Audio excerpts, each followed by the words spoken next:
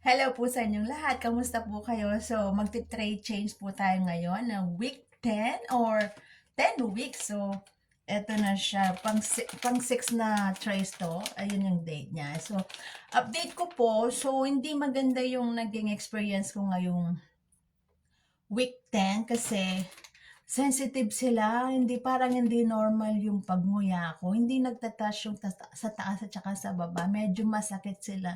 Yun ang naging experience ko, yung pagnguya ko lang.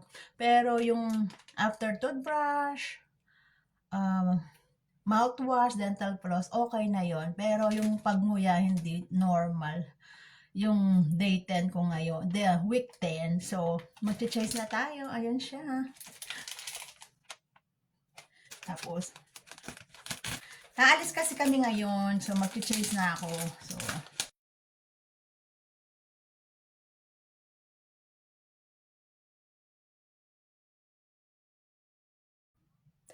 So, babanlawan ko muna to. Tapos, ilalagay ko yung old dito. Naka-ready na to yung panglinis ko, tsaka to.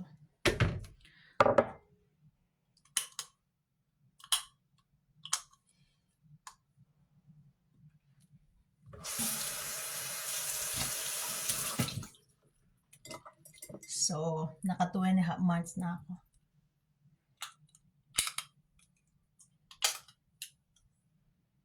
Old. So, ilalagay natin dito sa panglinis. Ngayon, ilalagay na natin yung pang trace ba? Nalilito na ako, pero nakalagay naman sila.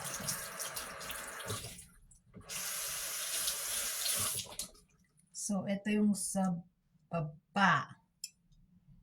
Nasa muna natin to. So, ito yung sa baba.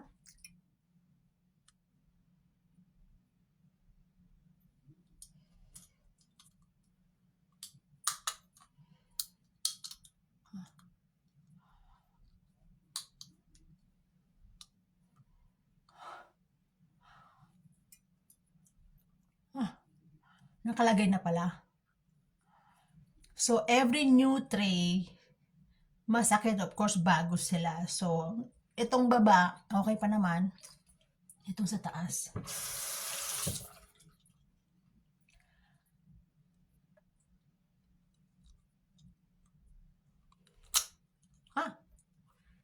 Hindi masyadong tight itong pang flip trays.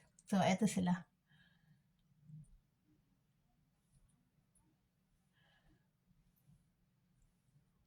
So, yun ang update ko ngayon ng week 10. So, hindi maganda yung pagnguya ko. Mas sensitive sila. Kung may katanungan kayo, comment down lang kayo. So, yun lang update ko ngayon. So, nasa pang 6 trays pala. Ayan. Nakalagay pala 6. Ayan lang. Salamat po sa panonood. Thank you. So, yung old, ilalagay, sorry, nakalimutan ko. Yung old, ilalagay ko sa pang 5 na plastic. Sabi ng doctor, wag ko daw itatapon. So, ayun lang ang update ko. So, thank you po. Ano pa ba? Tignan natin kung may damage pala sila. Meron na naman sila doon. So, kung nakikita nyo, every time na alisin ko, talagang may ano sila dito. Ito na yung old, lalagay ko. Lilinisin ko muna. Thank you.